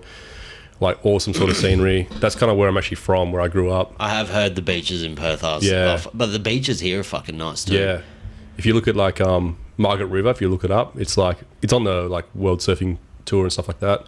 Super sought after sort of area. So it's 3 hours out of the CBD. I think it's it'd probably be 3.5 hours south of Perth. Yeah, way down to the bottom corner. When I was when we went to the UFC, a group of my other mates were at a buck show in Perth for the UFC as well. They didn't get tickets, but they hired out an Airbnb and had a buck stew there. Yep. And this massive house, and it was in the hills in Perth. I went there for like a couple hours to the house. It was like 45 minutes out of Perth. Yeah. And it was nice. It was a bit posh area, but it was in like the hills. It was all of the lands were acreages and shit. Yeah. It was fucking nice. Yep. There is nice parts of Perth, but I've only ever been to the shit ones. Yeah, Northbridge and Rockingham. And Belmont. Rockingham reminds me like of a rougher area. Like this isn't the best area in Adelaide, but it reminds me of this, so I didn't mind it too much. But the people are definitely fucking sketchy. Rockingham's very sketchy. Heaps of Poms. Heaps of fucking Poms and heaps of Maoris in Perth. Yeah. Heaps of Poms up the north side of Perth. And Maoris in general, yeah. So do you have any killers in the gym that for sure. want to shout out? Oh man, I could shout out many. Like I was telling you before, we're actually we're a comp gym. Everyone's going to find your favourites now. Yeah. You're going to find out your favourites now. Give away the intel. No, everyone kind of knows. Like even in the scene, they kind of know. You know, there's some lesser known guys as well that are really good as well in the gym. But it's dudes definitely like we got Dylan Garak, Caleb Branson, Lloyd Panaya, Ryan McKay, and you'd be looking at even some of the other people that aren't as active competitors as well. We got a dude named Connor. He's a purple belt. He does just gi, so like he's probably going to have less of a name just because of that. But he's a killer. He's really coming up now as well. Do you have to coach people differently because you're a real comp-based gym? Like, do you have to teach them in a way that maybe another jiu-jitsu gym that's not as competition-driven would have to teach? Man, because you have to teach them the criteria of how because it's all well and good to teach people submissions, but you have to teach people how to win. Well, I guess what you're saying is what I should be doing is that, but I don't do that. I literally, a lot of my students, right, still compete in point-based tournaments, and I don't even teach them what the points are and how to get them. I'd literally just make them do submissions. You should have like an hour class a week on just how to stall. Yeah, bro. I feel like a lot of gyms practice how to score an advantage, how to stall, all that shit. We literally just we treat every round like sub-only. We have one class per week that's on a Friday that's ADCC rounds where we kind of keep score. But like apart from that, man, we just treat it like sub-only. And a lot of the comps we do are sub-only, so it makes sense. But that's producing fun fighters. It's producing killers, man, because they're trying to finish the fight. And that's exciting. Like I'd rather win a fight. I'd rather lose a fight trying to kill someone than fucking win a fight holding on to someone, you know? And generally, the person who's going for it will get way more accolades at the end of the fight. Man, yeah. Regardless of the result. 100% true. I've won fights in like... I've got like a bronze medal in a comp before where I've won a match by like a flying armbar or something, right? And people to this day will see me fucking 10 years later and be like, hey, I know who you are. You're this dude. You did this in fucking whatever year. But they don't remember who won the gold. They don't know who won the gold. I got bronze, you know what I mean? But they remember me. And they couldn't tell you who won. That's what I love about Declan. Declan finishes. Yeah. Like, he's a finisher. He's a killer, man. But all those B team boys are fucking... Like, that Joseph Chen's a psychopath. Yeah. Man, Joseph's something else. He's got the tism, bro. He's got... Yeah, but when they give him that... When they start introducing that sweet TRT to him... The combination has like a compounding effect. And I think he's got something that not a lot like of B team have. He's Asian as well. Yeah. So he's got the fifth element. He can crunch the jiu-jitsu maths. Yeah, he's fucking got the sixth sense. He's Asian, possibly slightly autistic, the perfect amount. Yeah. Not too much. That's the key. In like 4 years when he's a man, Craig will be like, Man, yeah, mate, he'd be a man in fucking 6 months if he hangs out there too much longer. he's gonna have a beard. Where the fucking how old's he? He'd be 19. I think so, yeah. He's only been doing jiu-jitsu for... I've heard the story 100 times, always forget. He's only been doing jiu-jitsu for like 3-4 years. A real short time. I think since like just before COVID. That is fucking crazy. He allegedly pirated like every jiu-jitsu instructional and just like fucking... Downloaded it. Yeah. And he... one of my coaches actually just went and trained with him in Hong Kong, and he taught some real basic shit, just like some simple stuff, man. And this coach was showing me what he taught, and it's just like fucking phenomenal, like really, really effective shit. Just super basic, just ways to cook people when they're on bottom and stuff. But like anytime you can simplify jiu-jitsu and make it easier and effective is better, right? Is he Mikey's weight division? Man, I think Mikey's lighter. Lighter? Yeah. Really? I think Mikey's super I've light. never met Joseph, so is he... I think Joseph's 77 kilos division. Oh, so he's relatively big. He probably walks around even like 80 or something, I would guess. Yeah, right. He looks smaller on camera. Yeah, he does, yeah. Mr. Mechie, I think he's like a 66er or something like that. That would be a good match one day. He's got the weirdest fucking body, bro. He can full ass to grass squat, just like he can sit on the floor. Joseph? Mikey. Yeah, he's got like real long torso, short legs. It's those dudes that can sit down and watch like 10 hours of instructionals that are the fucking psychos. Like my friend, I have a friend, he passed away now. He used to train at the gym. He got into jiu-jitsu, right? He was into jiu-jitsu for ages, but then M16 opened and he was studying to be a psychologist. So he was fucking really smart. He had like a photographic memory. He had thousands of hours of instructionals on his USBs. Yeah. Like every piece of anything Danaher put out, he knew back. He used to carry a prosthetic leg in his car and just look at it and just fucking play with it. Yeah. And he was a white belt and he went up to where Declan used to train. I think Adelaide fucking AJA. Okay. Up in the city. I think that's where Declan started. Yep. And I think Conway was there as well. And he was a white belt and he tapped everyone. And Declan was like, what the fuck? Who the fuck are you?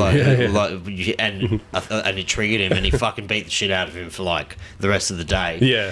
But he would go to gyms as a white belt and tap fucking brown and black belts. Like just out of surprise because they wouldn't expect him to roll into a fucking leg lock. But if you passed his guard, he would just he would tap.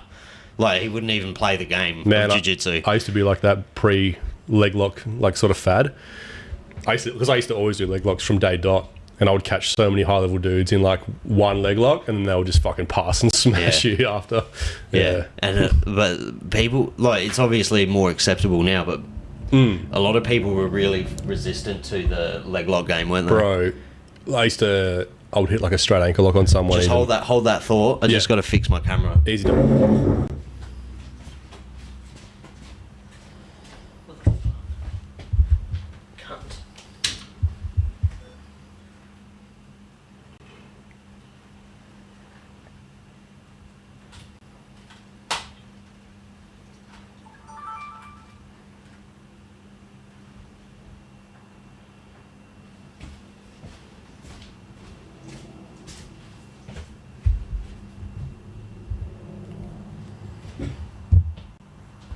All right, we're back. My apologies. No, you're good. But yeah, continue. Yeah, so like I can remember a few incidents, but one in particular where I got this brown belt. I think I was maybe a fresh blue belt, and I got a pretty good straight ankle lock, and I got him with a straight ankle, and he looked at me like I fucking punched his cat in the fucking head, bro. Like, it was like, you know what I mean? Like, just but why were people so upset about it? I don't understand, but apparently back in the day in Brazil, man, if you did a leg lock in a comp, people would throw their shoes on the mat and fucking riot and shit. It was just seen as like a disrespectful kind of cheap way to win, I guess. But for me, it's like the whole point of jiu-jitsu is to be efficient. If I don't have to take you down past your guard, fucking all the bullshit, if your leg's there, I'll take it, bro. You know? What did Danaher used to say? Why the fuck would you ignore like 60% of the human body? Yeah. Or whatever the fuck that quote was. Yeah. It makes complete sense. And it's weird that people used to. But it used to be the most efficient way to win. Like, I've got so many wins on my record just from like versing black belts that just don't have that knowledge. You just go to the saddle and they're like, oh, yep, you got me. You know what I mean? They don't even fucking know what's going on. As soon as you touch their foot, they're like, fuck, you got me, you know? Nowadays it's different. But, yeah. Danaher's a bit of a wanker. Man, Danaher is cool. Danaher's a bit of a fucking idiot. I remember Craig telling me some shit back in the day about Danaher before Craig was even really there.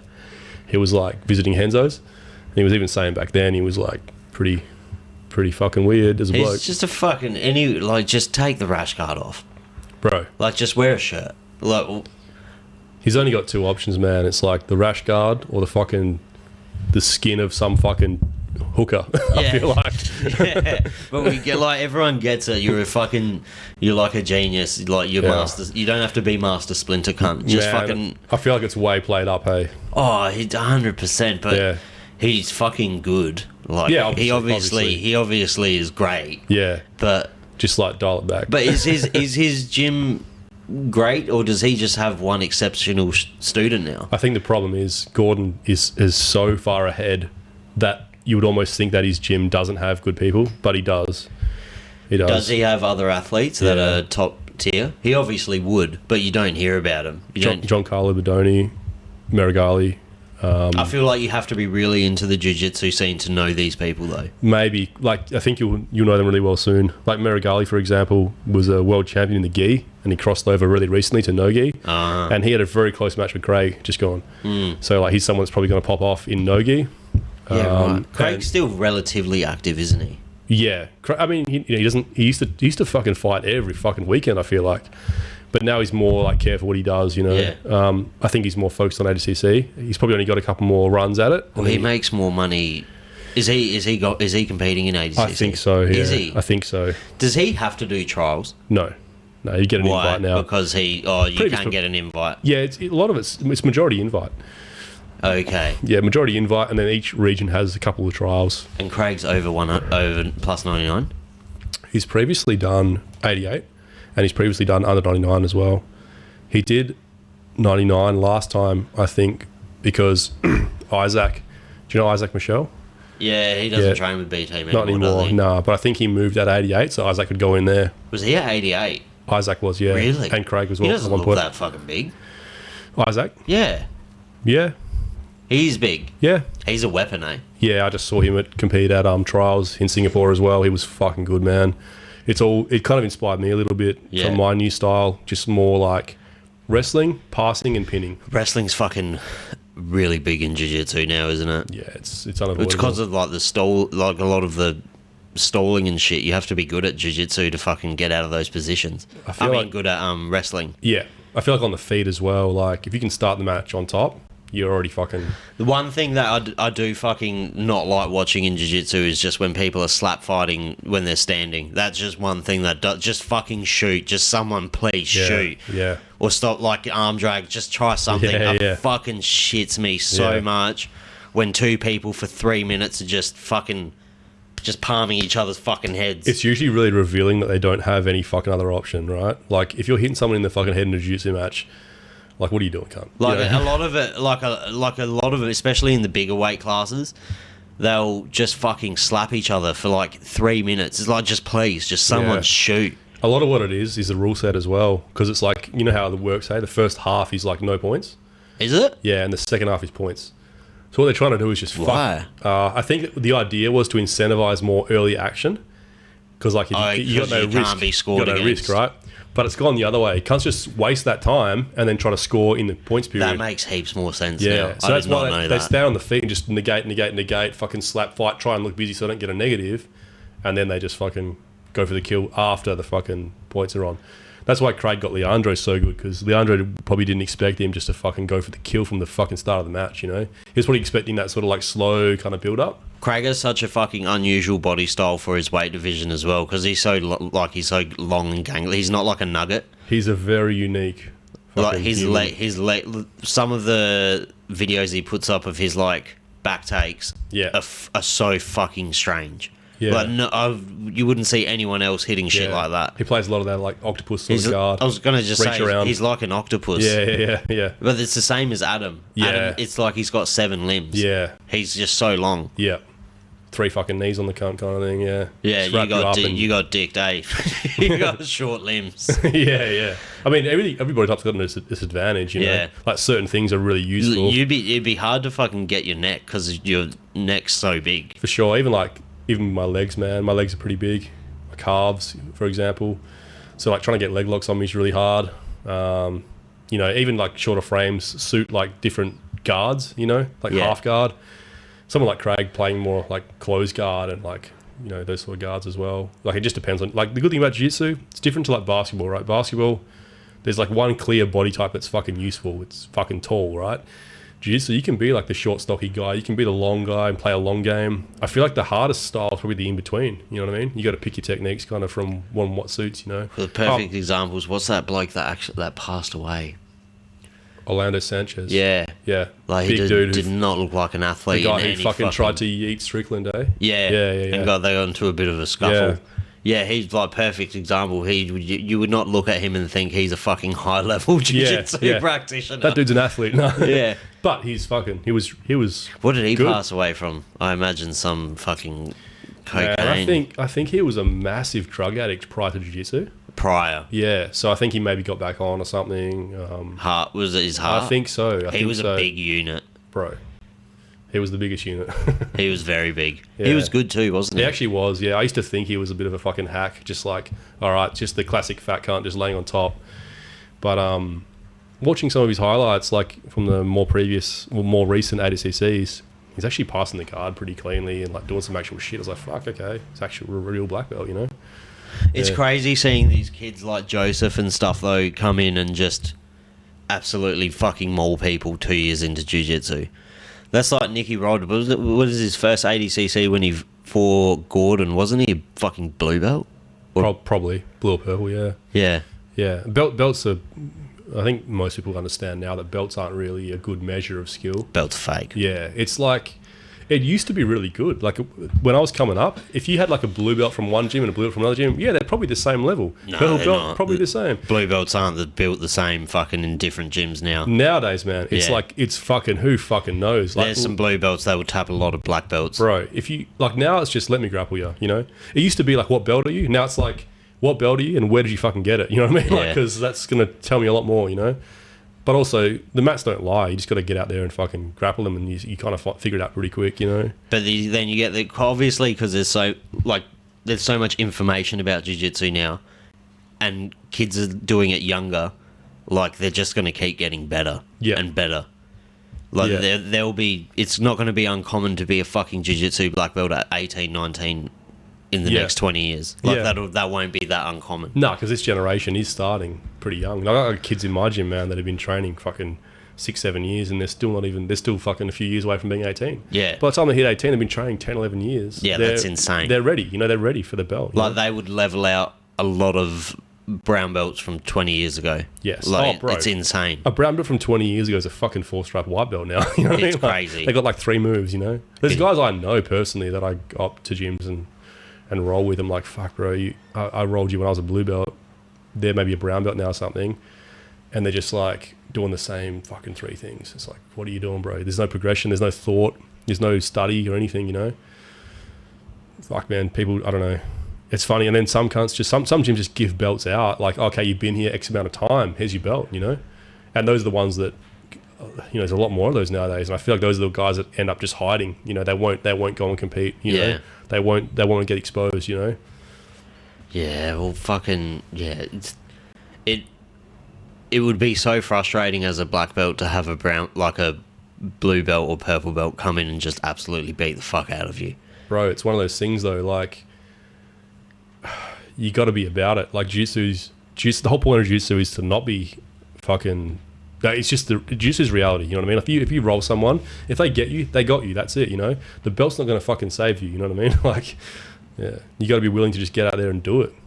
And if you're not, you shouldn't be a fucking black belt. That's for sure.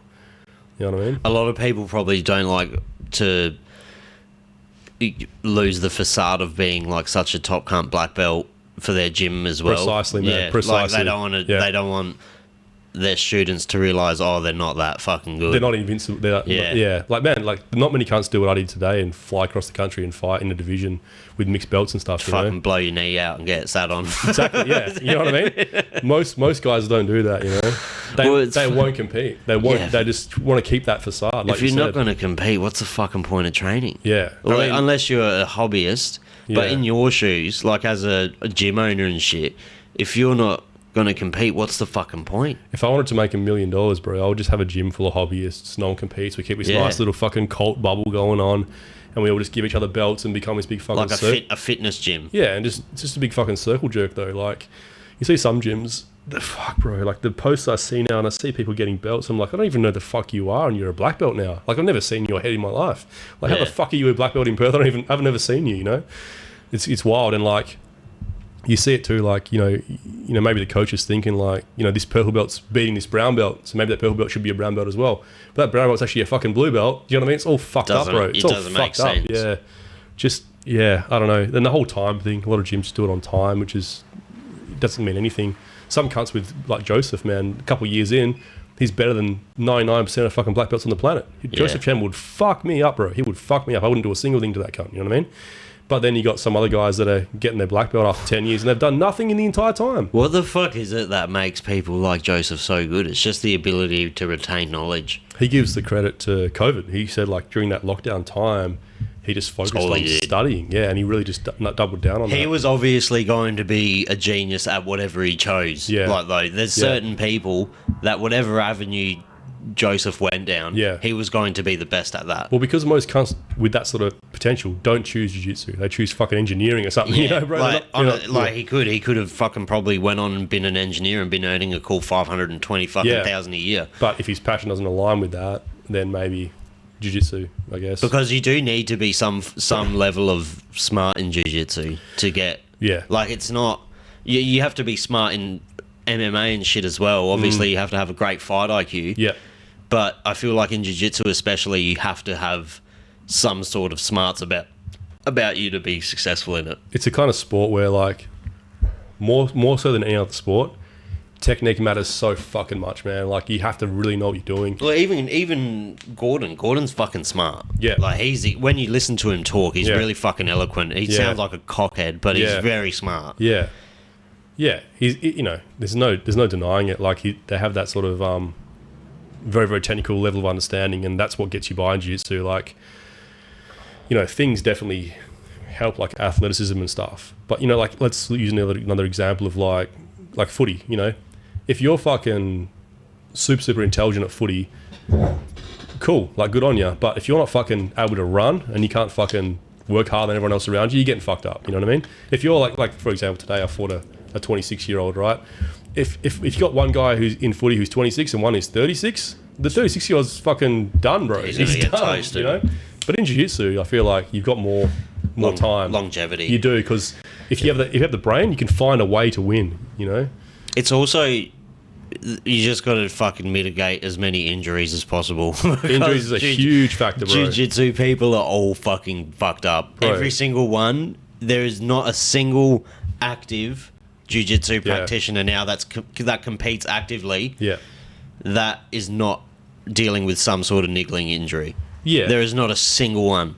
It's just one of those sports, like, your body's not meant to twist and turn in fucking 10 directions at the same time. Involuntary yoga, bro. It's constantly folding you in half, trying to snap you in half. Like, what do you think's going to happen, you know? Like, and a lot of it probably happens in the white belt phase, because that's when spazzy shit happens probably mostly. I think a lot of it's chronic, man, like over time, you know? Like, I know my back's a little bit cooked from playing half guard for 15 years. Like, do you do, like, because obviously recovery's become a real big thing the last 4 or 5 years, and everyone knows a lot more about recovery now. Do you do fucking ice baths and saunas and shit? No, not at all. You haven't done the ice bath trend? No. That's a fucking hot topic at the moment. Yeah. Everyone's got an ice bath going. Yeah. I try to just stretch and just do some basic rehab. I need to really fucking look at some good rehab now though for my knee. Have you done that, the leg compressions? No, but I've heard it's really good. Oh, dude. Do you know Jamie Orison? No. He was with us in Perth. He really fucked up his ACL or MCL. He fucked up one of them. Yeah. And he was doing those leg compressions like a shitload like 4 times a week. Fucking leg sweet. I don't even think he needed surgery. Like I was telling you, I've never actually had knee surgery at all. I probably should have, but like my MCL was attached on my left side, but they won't operate on it because it's like, well, you can still walk. Better it's off all waiting till your competition career's done. Yeah, it's like not a big factor in terms of living my daily life. But what I noticed is a lot of instability and lack of strength. It's not painful though. Like today it gave me a bit of drama. Have you seen that knees over toes guy? Yeah, I've looked into that as well. Done a little bit of that sort of stuff. But I really need to start like strengthening my leg now, I think. Yeah, you need to look into the leg compression sleeves. I think you can buy them yourself for like $2,500, but there would be heaps of places in Perth. I'll probably get the use out of it to make that worth it. For the gym, you'd use that as a tax write-off anyway. You could have them at the gym, but apparently they're phenomenal. Like for recovery as well. If your legs are always kind of a bit cooked after training, apparently it's excellent for it. I've very recently heard that, like from a few people, that it's like very fucking good. I never used to really put much thought into it, but I noticed, especially in jiu-jitsu, like when I do a heavy leg day, come back to the gym, it's like, fuck, I can't do jiu-jitsu, man. I'm fucking cooked. Guard's just trash. I did an ice bath for the first time, maybe a month or two ago. It was actually pretty good. Yeah? It was pretty good, but I don't think it's like the end-all fucking be-all of health and fitness. Yeah. I'm smoking fucking cigarettes. But like, it definitely does make your body feel good after or before a sauna. Yeah, I probably should start looking into it. I've actually got a sauna at my house. Like, it's just being a retard, man. I just need to fucking start being more... I'm 36 now. Like, I need to start fucking... This is when shit starts breaking. Oh, yeah. Like, I'm fucking, 400 in fucking jiu-jitsu years. In dog years, like I'm fucked. There's a lot of miles in my body. Like the most I've had off training in like. You got good shoulders. Shoulders are fine. Shoulders are really good. Knees, lower back. Knees and lower back. The most I've had off competing in my entire career is probably 6 months. The longest. My shoulders are fucking cooked, but my knees are fucking brilliant. That's probably the better end of the deal. I don't fucking know because I don't have any cartilage in my right shoulder. Yeah. It's just bone on bone. It's fucking, but it's not pain. It's just uncomfortable. Yeah. But as soon as I turn 30, my shit just starts hurting. Bro, I told like all my students this. I was like, when you turn 30, you'll fucking see. No, like the fucking day off. Yeah. It's like your body just goes, okay, you're 30 now, it's over. Yeah. One of my students, Ryan, I told him like, bro, when you turn 30, shit's different. And he's like, nah, it'll be sweet, And he's starting to experience it now. It's like, man, like recovery just takes like fucking way longer. I went to put on my shoes the other day. And I couldn't fit my fucking foot in my shoes because my feet were just swollen for no reason. For no fucking never reason. Fucking happened before. Yeah. I was like, what do you mean? It's like you fucking sneeze and throw your fucking back out. it's actual fucked. Bro. I couldn't imagine being like an active athlete in your 30s. And just getting folded in half all the time as well. Like, like in jiu-jitsu. There's a lot of the longevity now, those fucking... If you have the money to put into your body... recovery wise, if you have the money to spend on recovery, you can extend your career by fucking 10 years now. Yeah. Like the average age of a UFC fighter will be 36 to 38 now, I imagine. Going way up, yeah. Easily. Especially at the heavier weights. Look at Wonderboy Thompson, like he's probably a bit past his due by date, but that's due to speed. That's not his body failing. Yeah, his game plan's more speed orientated, not because he's like injured. Michael Chandler, I've never seen anyone train as hard as he trains. Yeah. Or like Gilbert Burns. Have you fucking looked at that cunt's training sessions? Yeah. That's insane. He's my favourite fighter. Gilbert is honestly maybe one of the most terrifying terrifying people I've ever seen. And like, just him lifting weights is aggressive. The way he explodes into everything.